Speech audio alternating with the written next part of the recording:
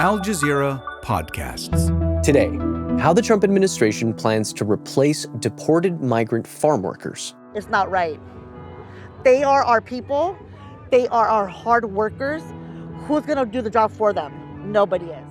As mass deportations hit American farms, administration officials say those on government assistance can take the place of deported migrant farm workers. I'm Manuel Rápalo, and this is The Take.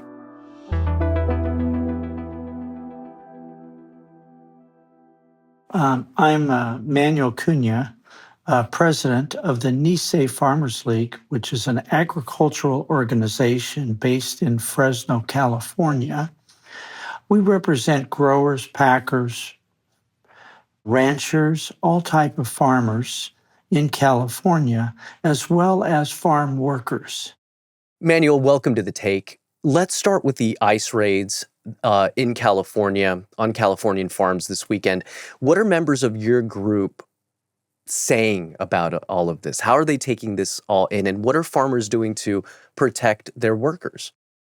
Well, as your first question in regards to the raids down south or in Camarillo, California, and Arcata, California, was a large greenhouse facility.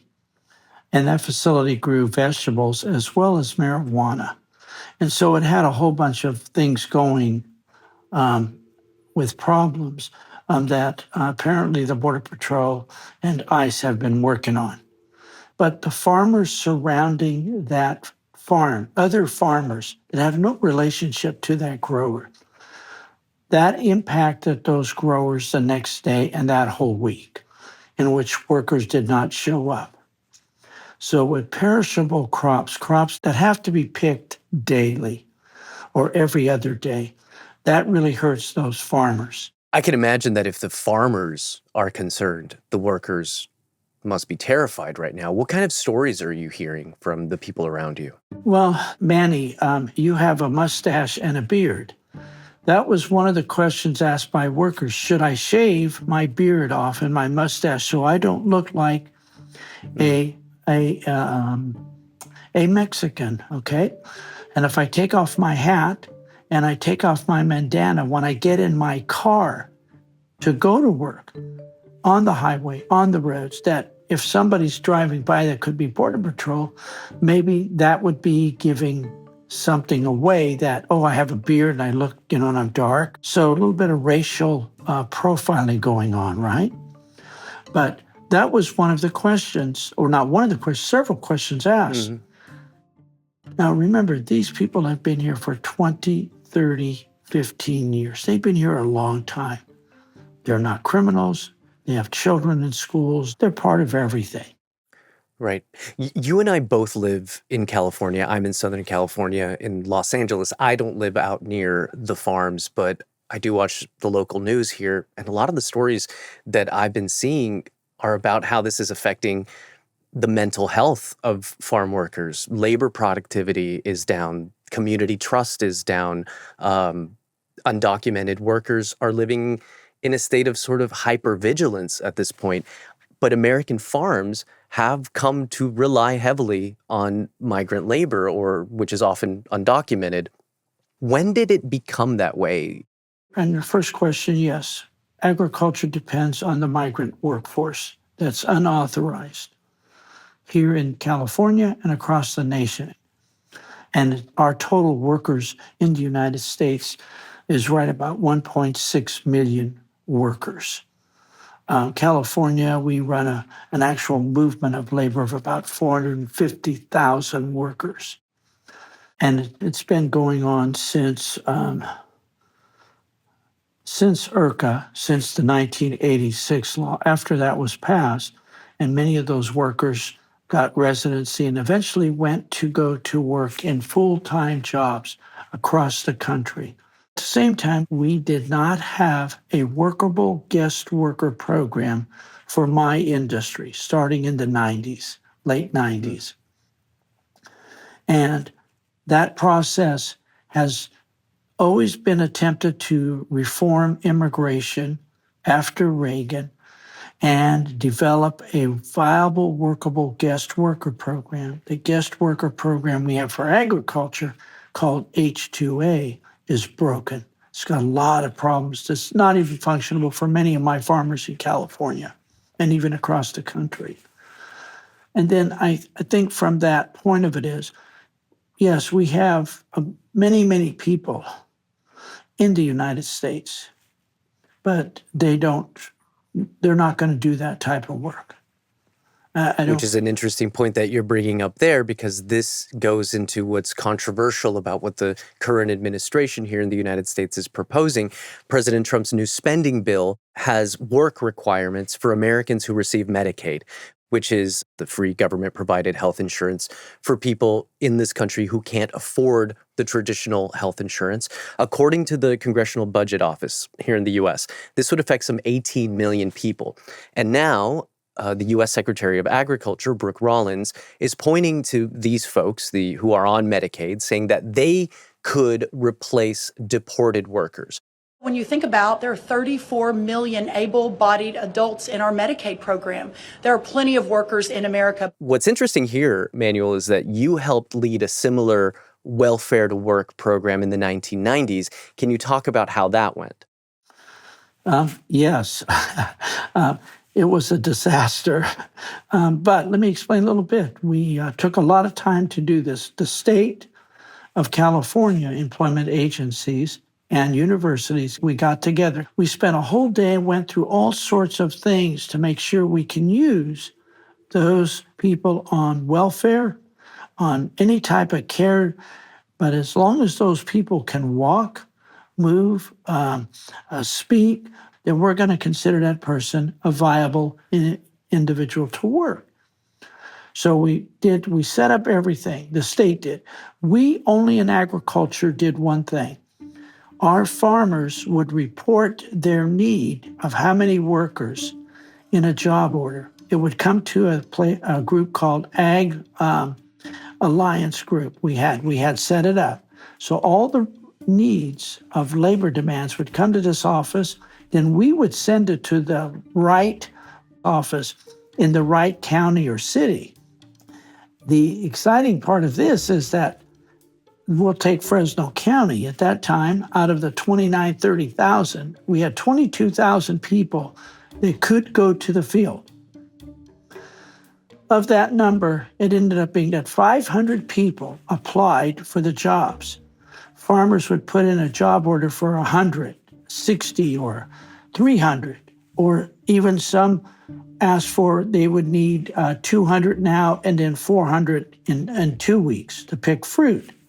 So the numbers would be very high. So the total workforce that we had available in the 10 counties was about 100,000 people that could physically work. We would provide transportation, training, even child care services. They would have workers' compensation. So they would have all the normal things that a regular employee has. Well, when we got done with the whole thing, 500 and some people applied, welfare people. Of that number, this is what's really just, and when I'm done with that, I'll use a word that I think will describe this. But those 500, 3 actually went to the farm. Now, I'm going to say they went to the EDD office, they got the job order, they got the address, the name, the rate of pay, what they're going to do, and how long. One worker got lost, so he never went. He couldn't find the directions. Then the other one, the number 2 worker, went to work, found the farm, went to work for a half a day, returned back to the Employment Development Department in the afternoon and said that the work was too hard, too difficult for him to do. Now, this is the best. Manny, this is the best. At the end of the 3rd person on that day, the worker in the afternoon went back to the Employment Development Department. This is the 3rd worker. He claimed workers' comp, that he had gotten hurt on the job. But the only problem was when the employer was called, he never, ever showed up at the job site. So At the end of this whole entire process, we're about 70,000 workers short from San Joaquin Valley, Salinas, and north of us, up in the Sacramento, the Central Valley, the whole valley. But here is the word, and it's called work ethics. A commitment to work is gone for many of these people today. In 1998, there's no difference today. I'm sorry, if you got 19 million, 18 million eligible people, they are not going to go to the fields. Well, these are the numbers. These are close to the numbers that Secretary Rollins is talking about. 34 million able-bodied Americans on Medicaid. Our statistics show that there are some 72 million people who are enrolled in Medicaid. That's according to figures from March of 2025. So what we're hearing from some critics here is that this plan itself is pitting low-income Americans against undocumented workers, right? So I'm wondering, from your perspective, does this solve the labor shortage, or does this just shift the blame? Well, it's not going to solve the labor shortage at all. I mean, I had 100,000 here available and only 500. And of that, nobody actually really worked for even a week or 2 weeks or nothing. And a grower needed it for 3 months, nothing. But to say that the undocumented or the unauthorized worker is pretty much taking the place of a U.S. person is absolutely false. There's no way, because they're not going to do the job. Agriculture work is hard, but it's also very skilled. You better dang know how to prune a tree. More with Manuel after the break. In 1990s Russia, 5 women were enslaved by a serial killer called Alexander Komin. When some of them finally escaped, nobody believed them. We'll investigate this story and others from across the globe on True Crime Reports.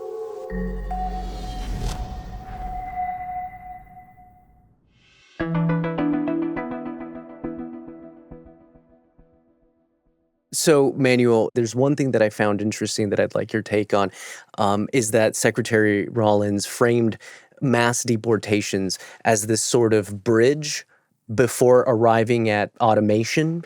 Which crops in your region do you think are even close to being machine harvestable? Well, let's just, the tree fruit, fresh tree fruit market, peaches, plums, nectarines, apricots, cherries, pears, apples cannot be picked by machine. Because if you drop that fruit on a conveyor belt, it will bruise. Now it becomes non-saleable and non-marketable in the store. It needs those human hands. Correct. So, Manuel, it looked like, at least during the pandemic, for example, that migrant farm workers were labeled as essential workers. They were even labeled, quote unquote, high-skilled laborers, yet very few of them have legal protections. And the Trump administration has been very clear that there's going to be no amnesty, there's no path to citizenship here. Why is that? Well, first take COVID. The United States, the 300 million people, maybe 320 million people, were fed by farmers who were on the front line with the workers. They fed the world when everybody else was home being whatever. And yet the workers and their families and the farmers fed the United States and other countries. We called them, as you stated very clearly, Manny, essential and also frontline workers. And everybody said, including the Congress and the Senate, and even the president, these people are essential. They're so important. My God, thank God for these farm workers and the farmers. COVID now is kind of over. We got to kick these people out. But yet, they fed the people. There's been a lot of noise in the last few days and a lot of questions about where the president stands in his vision for farm labor. The first thing I'll say is the president has been unequivocal that there will be no amnesty. So how do you reconcile that when you hear that kind of language? Because I believe that you've said in the past that President Trump talks like a farmer, right? So what makes you think that he really understands what American farmers need? Because the words. He has talked to some farmers. I really think sometimes President Trump is a farmer because he's talking to farmers. He's using their words. He's using their terminology. A farmer's been with one of these people that work so hard.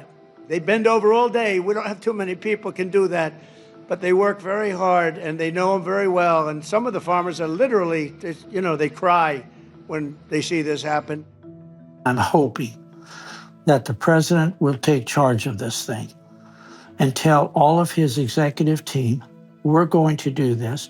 And if it's going to be the Dignity Act that Congresswoman Salazar introduced, that's a great model, a great start of getting it done once and for all. The Dignity Act, sponsored by Florida Republican Congresswoman Maria Salazar and Texas Democratic Congresswoman Veronica Escobar, would allow undocumented immigrants who have been in the U.S.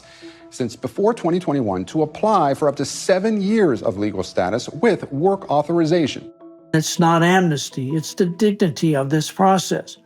The only thing those workers ask for, just give us work authorization. This is an interesting point, and I will just add very quickly here. You mentioned the Dignity Act, which is a legal work permit that's being proposed for undocumented workers. It is not a direct path to citizenship. It is increased funding for border security. You said that this is a good start. What would you like to see as a realistic policy solution that both addresses and protects food production for the United States, but also addresses immigrant enforcement, but something that is in line with the values? Well, number one, we have to secure the food of this country. We should never rely on another country for our food. So that's number one. Number two, how that occurs is by farmers and the farm employees. And so our ask is to have a work authorization program that works.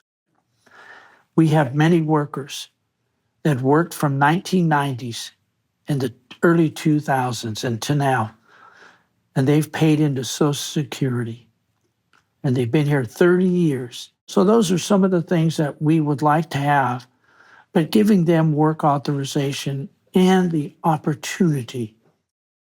So our goal is hoping that the president will step up once and for all and say, okay, this is what I'm going to do, and I want you all to follow this. And I want to get the Dignity Act, making sure if it's going to be the bill, the great bill, the perfect bill for immigration reform for 25 years, that is going to do it. And we're going to work with the Congresswoman, but we're going to work with industry. We're going to work with the farmers especially. That is the message we need from the president. Now, if what happened in Camarillo, Manny, happened in the valley, we could lose $24 billion of destruction of fruit because the workers will not go to work at all in any part of the entire 4 million acres in the San Joaquin Valley. Would be a total devastation to the country, but the destruction to the farmers. They would lose their farms because people would not go to work because of fear. And the farmer cannot blame the worker because he didn't or she didn't show up because of that raid. So we worry every day about that, Manny. We really do.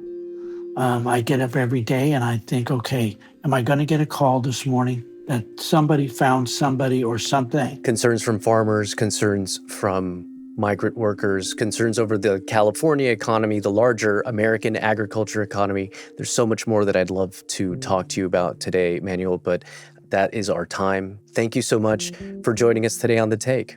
Manny, I would like to invite you to the San Joaquin Valley and take you out on picking some peaches and plums or nectarines you can eat right on the spot. I'm going to take you up on that. I'd love to pick some nectarines and eat them on the spot. Thank you so much, Manuel. Thank you. Thank you all very much. And that's The Take.